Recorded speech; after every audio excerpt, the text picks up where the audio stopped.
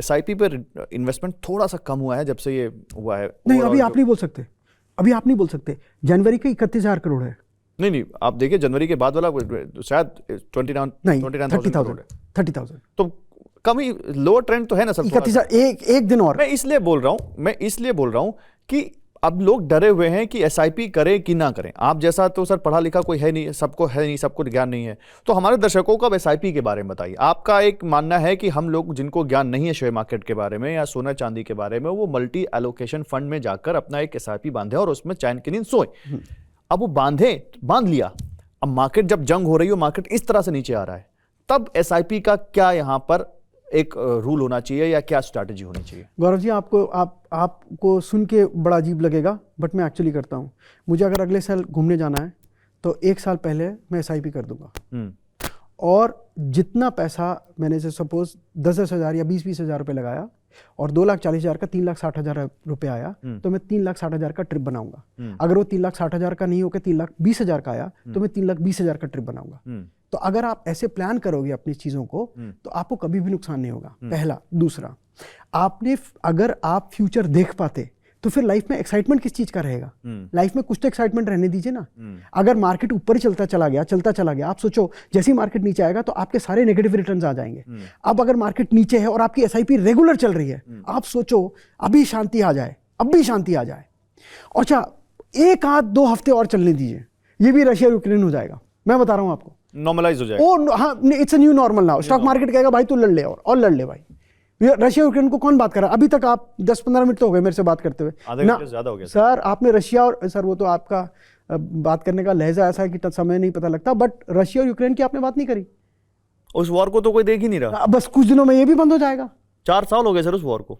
Sir ये नहीं इतना होगा, उससे पहले ट्रम्प कहीं और भी चला जाएगा अभी तो बहुत। लेकिन उस वॉर का जो इम्पैक्ट था वो लिमिटेड था। हाँ, इस वॉर का इम्पैक्ट डायरेक्टली भी है और इनडायरेक्टली भी है, और ये एशिया, वेस्ट एशिया और यूरोप तक इसका इम्पैक्ट जा रहा है। तो ये ज्यादा लोगों को परेशान कर रही है और हमारे घरों तक पहुंच गई। रशिया और यूक्रेन की वॉर में किसी के सिलेंडर नहीं बंद हो गए थे, यहाँ तो सिलेंडरों पर भी दिक्कत आ गई है। तो ये इसलिए बोल रहे हैं जब लोगों के पास खाने को, और आपने कहा था कि 800 में सिलेंडर नहीं मिल रहा, तो जिसको 800 नहीं मिल रहा वो मार्केट में ब्लैक से ला रहा है, कैसे ला रहा है पता नहीं, लाना नहीं चाहिए। जमाखोरी को हम बिल्कुल यहाँ पर प्रमोट नहीं कर रहे हैं, जमाखोरी पे बिल्कुल सरकार का कड़ा एक्शन होना चाहिए। लेकिन अगर वो ज्यादा उसको खर्च करने पड़ रहे हैं, या डिमांड और सप्लाई के गैप में जब डिमांड ज्यादा हो सप्लाई कम हो, तो ऑटोमेटिकली कमोडिटीज के रेट बढ़ जाते हैं। तो जब महंगाई बढ़ जाएगी और जब उसको आगे दिख नहीं रहा होगा कि चीज कैसी है, अच्छी नहीं है, खराब नहीं है, तो वो चाहेगा कि अपना पैसा मैं थोड़ा अपने पास बचा के रखूं, बजाय उस जगह लगाने की जिसके बारे में मुझे नहीं पता कि अगले 2 साल तक मेरा रिटर्न आएगा कि नहीं आएगा। वहां पर ये साइकी काम करने लगती है इंसान की। वहां आप उसको क्या सलाह देंगे? देखिए, बड़ा एक सिंपल सा रूल है फाइनेंशियल्स का। हम लोग जब किसी को क्लाइंट को बताते भी हैं या आपको भी समझाएंगे, तो हम हमेशा ये बात बोलते हैं कि जिस क्वार्टर में जब तकलीफ हो, जैसे इस क्वार्टर में तकलीफ है, तो इसका रिएक्शन 2 क्वार्टर में आएगा। मतलब जैसे अब ये मार्च खत्म हो रहा है, तो अगले 2 क्वार्टर में इसका रिफ्लेक्शन आना ही आना है, कंफर्म्ड आना है। तो जब कभी भी चीजें अच्छी होनी स्टार्ट हो जाएंगी, इसका इम्पैक्ट इमीडिएट नहीं आएगा, उसके लिए भी 2 क्वार्टर लग जाएंगे। ओके, आप आज जैसे 31 मार्च खत्म हो रहा है, तो आप अगले क्वार्टर समझ लीजिए कि मुश्किल है थोड़ा चीजों को समेट पाना, क्योंकि ये जनवरी और मार्च क्वार्टर में जो रायता फैल गया उसको समेटने में टाइम लग जाएगा। हाँ, प्लस आपने जब माल खरीदा था, जितनी भी OMCs हैं, सबने जो ऑयल है वो 90, 105, 110, 116 में भी खरीदा होगा। और अच्छा देखिए, एक चीज़ की गौरव जी आप तारीफ करिए, मैं हमेशा हर पॉडकास्ट में लगभग बोल ही देता हूँ, मोदी जी सरकार की इस चीज़ की तारीफ होनी चाहिए कि जब हम लोग आपस, ये इनफैक्ट हमने तब भी बात करी थी बजट के टाइम, कि जब ऑयल 70-72 रुपये था, तो हमारे पेट्रोल के दाम क्यों नहीं घटाए जा रहे, ये बात उठी थी। अब आप बताइए, आज कोई भी नहीं बोल रहा मोदी जी को या सरकार को कि जब 105, 110, 115 रुपये है, आपका तेल का भाव नहीं बढ़ रहा। ये भी आप देखो बड़ी चीज है। तो आप कहीं ना कहीं सरकार अपनी तरफ से पूरा काम कर रही है कि कम से कम इन्फ्लेशन को जितना कम कर सकती है। अब देखो उन्होंने टैक्स हटा दिए फ्यूल के ऊपर से, जो भी आपका कस्टम स्पेशल जो ड्यूटी टैक्स जो केवल केंद्र सरकार का पैसा था, वो उन्होंने रिवर्स कर लिया। बहुत कुछ ऐसी चीजें करेंगे। आपको क्या लग रहा है सरकार इस पे मंथन नहीं कर रही होगी? बिल्कुल मंथन कर रही होगी। चल रहे मंथन तो। अरे सर, आप अगर पॉडकास्ट के लिए मुझे बुला के बोल रहे हो कि आप बताओ, तो आपको क्या लग रहा है मंत्रीगण बैठे हुए वो लोग आराम से, वो तो लगातार मीटिंग्स हो रही हैं। अरे सर 100%। द प्रॉब्लम इज कि यहाँ पे हमारे जो मंत्री हैं वो हमारे हैं, लेकिन यहाँ पे जो संतरी हैं वो कहीं और के हैं, और जो अखाड़ा कहीं और खोल के बैठे हुए हैं। अच्छा, प्रॉब्लम इजराइल की, ईरान की, यूएस की नहीं है। प्रॉब्लम क्या है, जो ईरान ने वो अरब कंट्री पे जो अटैक करा है ना, वो हुआ है। अच्छा देखिए, आपने अगर मान लीजिए कहीं पे ऑयल मैन्युफैक्चरिंग का एक यूनिट है, उस पर बमबाजी कर दी है और उसका डिस्ट्रॉय हो गया, आप मुझे बताइए कितना टाइम लगेगा उसको वापस खड़ा करने में।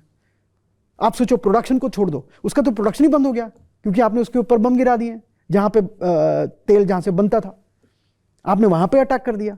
तो उसका मतलब कम से कम 15 दिन, 20 दिन, 1 महीना तो कम से कम उसको खड़ा करने में वापस टाइम लग जाएगा, प्रोडक्शन में टाइम लग जाएगा।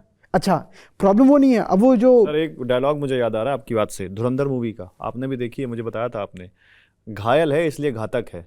ये मिडिल ईस्ट पूरा घायल हो गया, इसलिए हम सब के लिए घातक बनता जा रहा है। नहीं, ऐसा नहीं।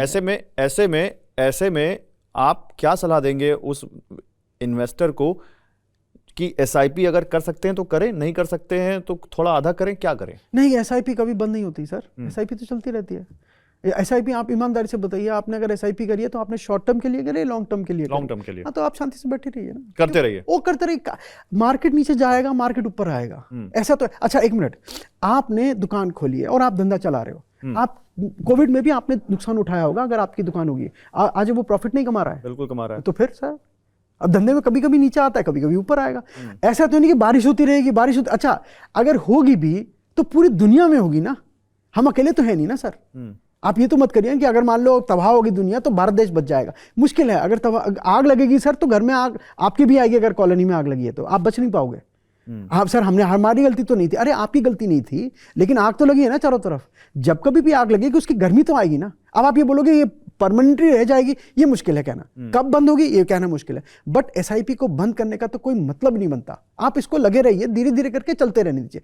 फिर आपको मैं बोलूंगा, इसको याद कर लीजिए गौरव जी, आप पैसा उतना ही लगाइए जहां पे आपकी स्माइल ना खराब हो। अगर आपकी स्माइल खराब हो रही है ना, तो आप पैसा गलत जगह लगा रहे हैं। अच्छा एक मिनट, आपने पैसा किस लिए लगाया था? कि आप खुश रहें? आप खुश हैं? नहीं, तो फिर क्यों पैसा लगा रहे हैं? मैंने आज एक जगह इन्वेस्टमेंट सही किया है, JNG में, क्योंकि इनकी बातों से मेरे चेहरे पे स्माइल आ रही है। नहीं, तो देखो, ये एक बढ़िया एग्जाम्पल है आपका कि अगर आपका इन्वेस्टमेंट अच्छा है तो आपके चेहरे पे स्माइल आएगी। मुझे ये पॉडकास्ट सुन के मजा आ रहा है, तो मुझे लगता है मेरे व्यूअर को भी सुन के मजा आएगा, और ये हमारा अच्छा इन्वेस्टमेंट है। ये फॉर्मूला, मुझे लगता है इससे सिंपल फॉर्मूला हो ही नहीं सकता कि जहां आप इन्वेस्टमेंट करें, be it equity, be it debt, be it person, किसी इंसान में भी आप इन्वेस्ट कर रहे हैं अपना टाइम, तो अगर उस इन्वेस्टमेंट से आपके चेहरे पे हंसी आ रही है, दैट मींस आपका इन्वेस्टमेंट अच्छा है। मैं एक एग्जांपल दूंगा, हाँ। गौरव जी नाम लिए बगैर, एक मेरा दोस्त था और अभी भी है, मैं जीवन में तरक्की करके इंग्लैंड पहुंच गया और 4 साढ़े 4 साल इंग्लैंड में रहा, लेकिन उस दोस्त को मैंने पूरे टाइम उसके साथ रहा, उसको फोन कॉल, उसकी मैंने लव लेटर लिखे हुए हैं, उनकी वाइफ ने मुझे वो लव लेटर दिए। अरे हाँ, बचपन में लिखते हैं हाँ, बिल्कुल कि दोस्त तू मैं छोड़ के तेरे को जा रहा हूँ, मुरादाबाद का दोस्त है मेरा। एक दिन अचानक लंदन से वापस आया, तो इंग्लैंड वापस इंडिया आया, तो मैंने उस दोस्त को पूछा कि भाई आजकल कहाँ है? तो बोला यहीं पे हूँ। मैंने अपना, जैसे हम लोग लड़के आपस में बात करते वैसे बात करी।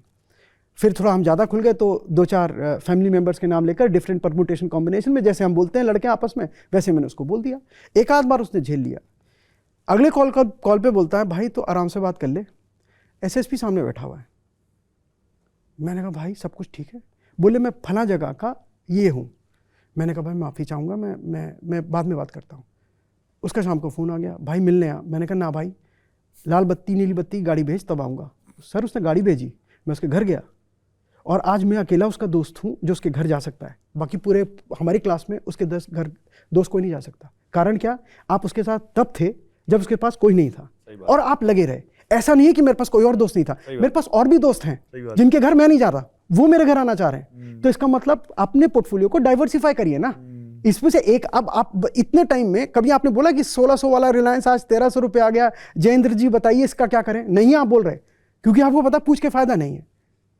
मैं एग्जाम्पल के तौर पे बोला, मैं फिर आपको बोलूंगा, मैंने किसी शेयर मार्केट में कहीं पैसा लगाने को मैं नहीं बोलूंगा ना, मैं किसी को बता रहा हूं, बट मैं एग्जाम्पल दे रहा हूं। महिंद्रा की कोई बात नहीं कर रहा, टाटा ग्रुप की कोई बात नहीं कर रहा। ये तो आपकी बात मुझे बड़ी प्रैक्टिकल सी बात है। जो आदमी थोड़ा जिंदगी का अनुभव रखता होगा आपकी बात से बिल्कुल ताल्लुक रखेगा, इत्तेफाक रखेगा, बेइत्तेफाकी नहीं रखेगा।